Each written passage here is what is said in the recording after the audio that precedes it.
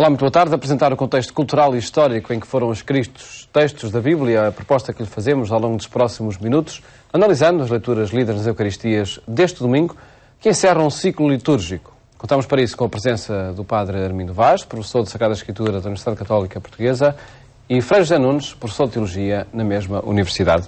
Muito boa tarde, obrigado por estarem neste programa. É um domingo, o próximo domingo, em que se encerra um ciclo litúrgico com a solenidade de Cristo Rei. Frei José Nunes começava por lhe pedir precisamente o significado desta festa. E este desacerto entre o ciclo litúrgico e o ciclo civil do ano. Pois, o tal desacerto entre o ciclo litúrgico e o ciclo civil, enfim, não carece de grande explicação. Quer dizer, nós sabemos que o ano civil começa no dia 1 de janeiro, o ano da Igreja começa com os preparativos para o nascimento de Jesus. E, portanto, é o primeiro domingo do Advento. Aí é que começa o ano litúrgico. E termina, justamente, em geral, no fim de novembro ou princípio de dezembro, esse ano litúrgico, com a festa de Cristo Rei. Talvez que o sentido desta festa já existe há muitos séculos, esta festa de Cristo Rei. Inclusivamente há no Novo Testamento, já no Antigo, mas há no Novo Testamento uma ou outra passagem onde se refere o reinado de Cristo, o reino de Deus e o Cristo a reinar, digamos assim. Mas isso ficará mais para o Padre Armindo, que é biblista. Agora, um pouco o sentido, talvez, disto seja este, quer dizer, no fundo, porque é que o ano termina com a grande festa de Cristo Rei? Porque nós acreditamos que tudo na vida, o universo e a vida de cada um de nós tende para viver na realeza, no fim dos tempos, com Deus, onde Deus reinará em tudo e todos, reinará totalmente no coração de tudo e todos, onde Cristo também, além de rei, também tem a função de juiz, como nos aparece também nos textos, digamos assim, de juiz universal. Portanto, nós todos tendemos para aí, para essa felicidade imensa, onde Deus reinará em tudo e todos. Embora, e isso talvez eu possa dizer já também como introdução, quer dizer, esta festa de Cristo Rei também tem as suas ambiguidades, não é? Porque nós entendemos muito bem o que é isso de Deus poder reinar. Nós queremos que Deus reine em nossos corações, nós queremos que os valores do reino reinem na terra, os valores da justiça, da paz, nós queremos que Cristo seja realmente o rei das nossas vidas e dos nossos corações. Tudo bem. Mas a verdade é que Jesus, muitas vezes na vida, isso está nos Evangelhos, também disse: eu não quero que vocês sejam como os reis ou os chefes das nações. E, portanto, há uma diferença muito grande entre a maneira de Jesus ser rei e o ser rei nas sociedades humanas, nas monarquias, nas terras ou nas repúblicas. É muito diferente. Jesus chamou a atenção, de facto, para isso. Quer dizer, e quando nós representamos pictoricamente Cristo Rei com uma coroa na cabeça, e até com muitos diamantes, e com um cetro na mão, aí estão criadas as ambiguidades, quer dizer, e eu acho que isso poderá até ser uma forma, pouco legítima, de adocicar o mistério da vida cristã e o mistério da cruz, porque Jesus foi rei, foi na cruz. Aliás, São Paulo, eu calmo já, mas São Paulo, por exemplo, na carta aos Coríntios, ele diz uma coisa muito interessante, quer dizer, que foi um grande problema da evangelização no princípio. Ele diz: anunciar a cruz, um Cristo crucificado, um Deus crucificado, é escândalo para os judeus e loucura para os gentios. Ele diz isso no princípio da primeira aos Coríntios, não é? Realmente, imaginemos, como é que os primeiros cristãos iam fazer a propaganda, digamos assim, a evangelização, falando de um Deus que se tinha deixado de crucificar? Isto era um problema, quer dizer, era qualquer coisa, era um marketing mau, era qualquer coisa votada ao fracasso. E continua a ser, não é? Continua a ser. Ora, uma das possíveis formas de adocicar isso poderá ser apresentar um Cristo Rei. Mas aí criam-se ambiguidades. Quer dizer, nós nunca podemos esquecer que Jesus é rei de facto, mas foi rei na cruz. É lá que está escrito: Jesus de Nazaré, rei dos judeus. E a coroa é de espinhos, não é? E a coroa é de espinhos, exatamente. Padre Armindo Vaz, que realeza é esta que se celebra na liturgia neste domingo? É a realeza de Deus, concretizada definitivamente na realeza de Jesus enquanto Cristo. A primeira leitura... Podemos avançar para esses textos, sim. Para os textos bíblicos. A primeira leitura, penso, foi escolhida precisamente porque ela tem algo a ver com essa visão de Deus já no Antigo Testamento, como rei. Nós no Antigo Testamento encontramos um povo de Israel que a um dado momento deseja ter um rei. Isto apresentam-no de forma exigente e até quase dramática ao profeta Samuel. E Samuel diz-lhes: Deus é o vosso rei. Mas pronto, já que vós quereis um rei, ides ter o vosso rei. Pois vão se arrepender, porque vão ter Saúl, que não vai ser bem visto e bem visto por todos em Israel. Então, já desde aí, desde Samuel, nós encontramos esta corrente teológica e religiosa, se querem, mas que também é humana, porque em Israel o religioso e o humano estavam estreitamente interligados. Vemos já desde Samuel essa tendência para uma teocracia, isto é, o verdadeiro poder em Israel deveria ser exercido por Deus. Ele é que é o verdadeiro Senhor. E penso que foi por isso que foi escolhida esta leitura, porque aqui Deus aparece como rei, mas enquanto pastor. Isto é, aquele que cuida das suas ovelhas, isto é, do seu povo de Israel. Cuida das ovelhas e cuida-as bem.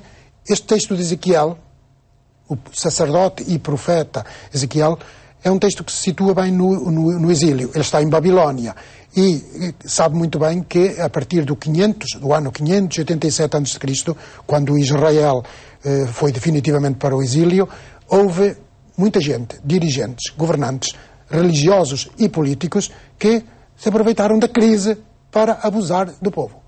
E abusaram dos mais simples, dos mais carenciados, dos pobres, como sempre. Houve quem se aproveitasse. Também há quem se aproveite. E também há quem se aproveite. Isto tem uma atualidade enorme. Ora bem, perante isto, o profeta Ezequiel, com a sua intuição de fé, diz que Deus é que é o verdadeiro rei. E ele vai pôr cobro a essas situações. Ele não quer abusos das pessoas. Ele quer que as pessoas se estimem. E que os que são dirigentes, porque têm que os haver, que estejam ao serviço e no amor. Por isso ele diz que eu vou ser o verdadeiro pastor, o verdadeiro dirigente das minhas ovelhas, isto é, do povo de Deus. Eu guardarei as minhas ovelhas. Eu apresentarei as minhas ovelhas. Hei de procurar a tresmalhada. Eu, em pessoa. E, portanto, eu vou substituir-vos a vós.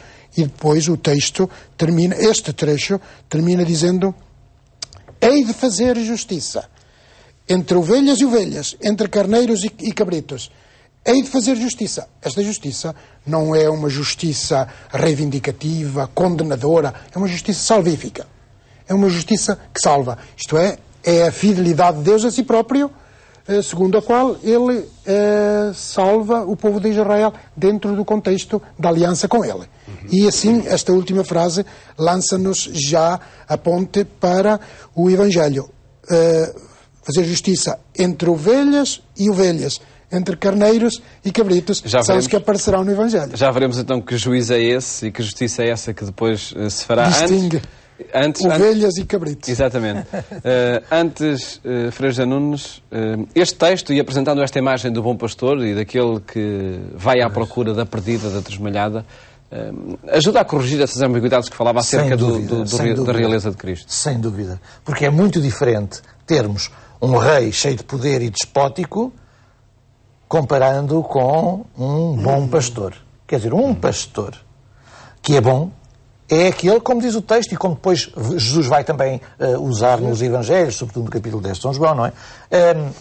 O que é o bom pastor? É aquele que se preocupa com as ovelhas, leva-as a bons prados para elas comerem. Se alguma se desvia ou se perde, ele vai buscar, não é? A ovelha tresmalhada, a ovelha perdida.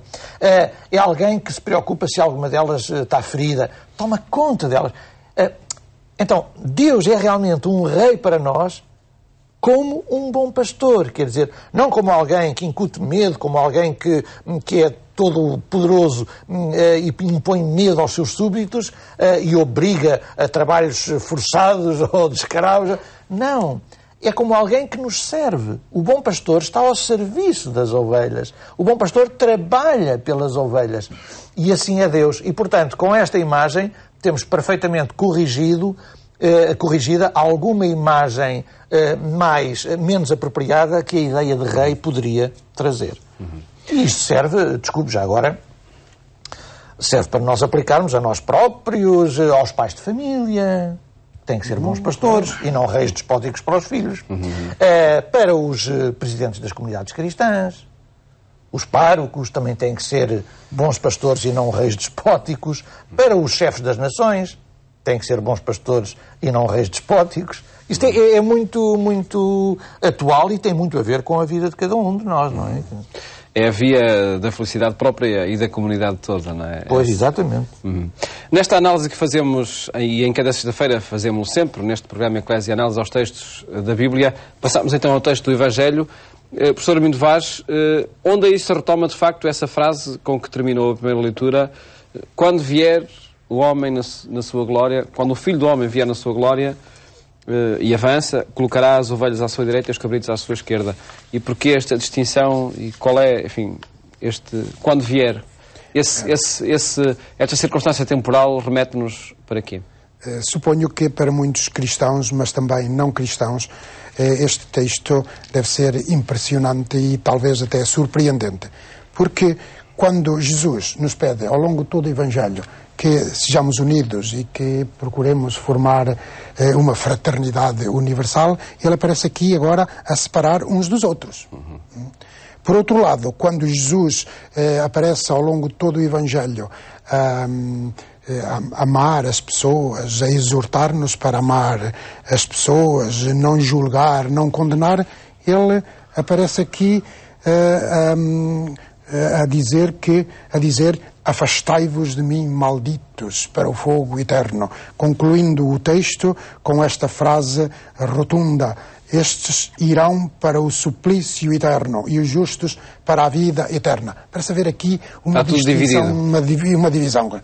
Ora bem, esta impressão, eventualmente negativa, à vista deste texto, pode-se corrigir, deve-se corrigir, porque ela não arranca, não parte de uma interpretação correta do texto. Isto é, parte eventualmente de uma leitura literalista do texto. Mas nós não podemos fazer essa leitura. Temos que procurar descobrir qual é o tipo de texto que está aqui. E qual é então? Qual é o género literário, como se costuma dizer na exegese bíblica? Qual é o género literário?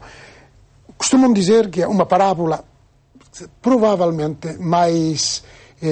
com mais adequação, nós diríamos que é uma cena de juízo. É do género apocalíptico. Isto é a linguagem apocalíptica. É a linguagem, portanto, do fim dos tempos, a linguagem que procura dar esperança às pessoas, apresentando-lhes o fim dos tempos, para que o fim dê sentido último à vida atual e ao presente. Ora, então este juízo, claro, usa a linguagem apocalíptica, própria do tempo. E este juiz aqui aparece a desancar naqueles que são maus, naqueles que praticaram o mal, que são identificados com estes cabritos colocados à esquerda do juiz. Ora bem, nós aqui não temos a pretensão de uma separação, uma distinção. Jesus não quer bem a uns e quer mal a outros. Este texto não é informativo sobre aquilo que vai acontecer no fim dos tempos. É performativo daquilo que deve acontecer no nosso dia-a-dia. Performativo, ou seja, que deve levar-nos a realizar aquilo que deve ser feito para nós darmos sentido último à nossa existência. Diria que no miolo desse discurso apocalíptico estão atitudes e circunstâncias muito, muito concretas do dia-a-dia. O dar de comer a quem tem fome, o ter o peregrino. E que depois vem essa sentença do rei, quando diz: em verdade vos digo, quando fizeste isto a um dos meus irmãos mais pequeninos, a mim o fizeste. É de facto um conjunto de juízos que se julgam a partir de circunstâncias muito concretas de todos os dias? É, exatamente. Exatamente isso. Circunstâncias de cada dia. Porque, no fundo, esta cena de juízo quer nos sugerir que a vida é importante. E não há fado. Como diríamos nós portugueses, não há fatum, não há destino. O nosso destino, a orientação à nossa vida, damos-lhe a cada momento, cada dia, cada instante nós tomamos decisões que são determinantes para a nossa felicidade ou para a nossa desgraça. Somos nós que fazemos a nossa felicidade ou a nossa desgraça. E é isto que se quer dizer, não é? Que a vida é uma vida que deve ser aproveitada. Ela não se pode, nela não se pode errar. Há só uma vida.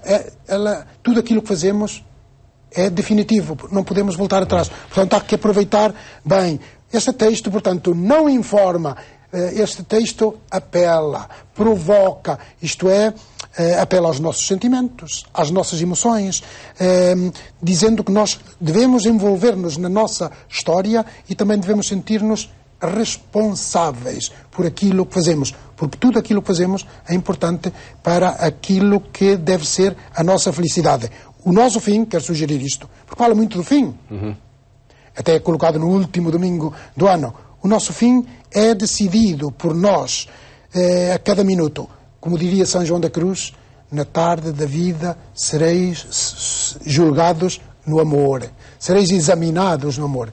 Isto aqui é um exame a nós próprios. Nós devemos agora estar a pensar no nosso futuro e no nosso fim para que ele dê sentido ao nosso presente. Porque depois, então, aí, como dizia o Paulo, esta ligação aqui é importante, isto é, que a melhor forma de nós darmos sentido à nossa vida é ver a Deus, ver o transcendente nos outros, nos mais desfavorecidos, ver lá Deus. E esta é uma das coisas mais originais do Evangelho, isto é, identificar que Jesus se identifique com os mais pobres, com o ser humano. Desde a encarnação de Deus na pessoa de Jesus, então o nosso amor a Deus passa necessariamente pelo ser humano, sobretudo pelos mais carenciados que são aqui referidos. Frei José Nunes, esta prática das boas obras, diríamos assim, merece este enquadramento do princípio ao fim dos tempos, como aqui está feito. Não se trata de fazer caridadezinha, não é? Exatamente. Não se trata de fazer caridadezinha. No pior sentido que a palavra tem, claro. Exatamente. Trata-se de fazer o bem a quem precisa. Isso é condição de salvação, segundo o texto. E depois também o texto, creio que nos diz muito sobre o modo como fazer essas boas obras, essas boas ações. O modo, quer dizer, a motivação, o porquê de o fazer. Em primeiro lugar, quer dizer, é condição de salvação. Aliás, é curioso que os nossos irmãos muçulmanos, no seu grande livro, o Corão, ou Alcorão, como quiserem, também põem um pouco como condição de salvação o fazer o bem aos outros. O ajudar o outro, o dar esmola ao outro.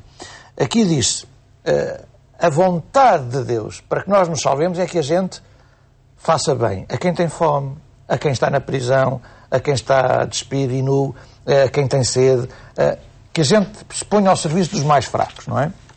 Mas não apenas de uma maneira qualquer, porque nós podemos nos pôr ao serviço dos mais fracos com motivações um pouco duvidosas ou obscuras, porque a gente pode pôr-se, por exemplo, ao serviço dos mais fracos, por exemplo, para ser bem visto, para cumprir mandamentos, para se sentir bem.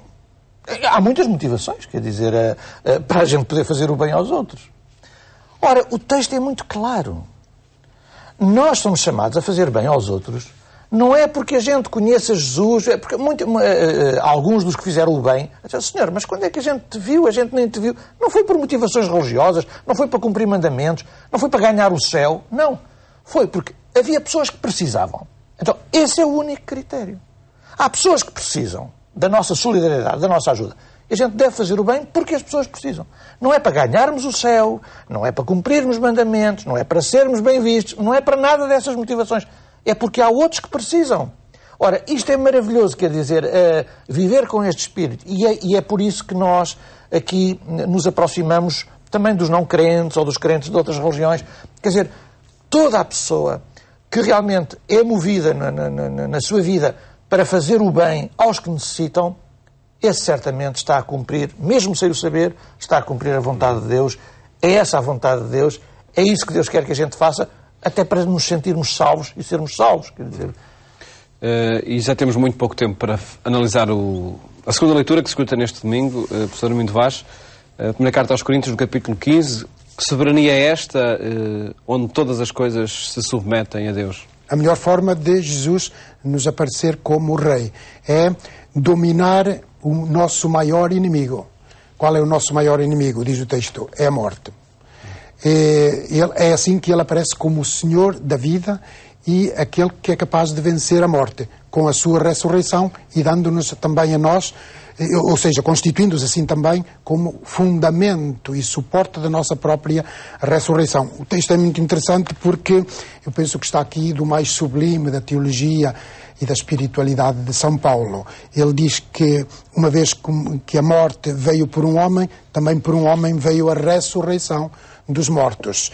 E fala aqui de um Adam. Este Adam, Paulo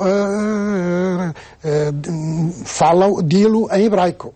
Adam, que nós também deveríamos traduzir, porque aqui ele remonta ao Adam de Gênesis capítulos 2 e 3. Ao Adam, isto é, ao homem primordial, é o homem prototípico, aquele que aparece no livro de Gênesis como o representante de um regime de vida física. E é o representante, digamos assim, da história da humanidade até Jesus. Da história da humanidade até Jesus. Sendo Jesus o outro homem prototípico, isto é, aquele que inicia, inaugura um novo regime de vida. Enquanto que no regime da vida física, representado pelo Adam prototípico, original, todos pecaram e a vida está dominada pelo pecado. Paulo diz que agora no regime do homem novo, do Adam, como ele o chama também, Jesus, o último Adam, que é Jesus Cristo, aqui neste regime, agora vivemos no regime da graça. E é assim que ele é rei de todos os nossos corações. Frei José Nuno, no seu comentário a este texto, e de que forma salta para este reinado? Pois, exatamente, quer dizer, Deus reina na medida, e Jesus reina em nós, nos nossos corações, na medida em que derrota tudo aquilo que é morte, a própria morte, em sentido estrito, mas também em todas as coisas que são os nossos inimigos, não é? Todos os inimigos do ser humano. E, portanto, Cristo reina na medida em que nós, com Ele, e com o seu espírito conseguirmos derrotar tudo o que é morte, tudo o que é nudez, tudo o que é ameaça à vida, tudo o que é miséria, injustiça. Quando derrotarmos isso, Cristo reina de facto no mundo e nas nossas vidas. Muito mais do que durante um dia só, que é Sem este dúvida. dia de Cristo Rei que se assinala este domingo. Agradeço terem estado neste programa, muito obrigado, onde queremos apresentar os textos da Bíblia que se escutam nas Eucaristias de domingo, quando a liturgia católica celebra a solenidade de Cristo Rei. Desejo um bom fim de semana, até a próxima segunda-feira, se Deus quiser.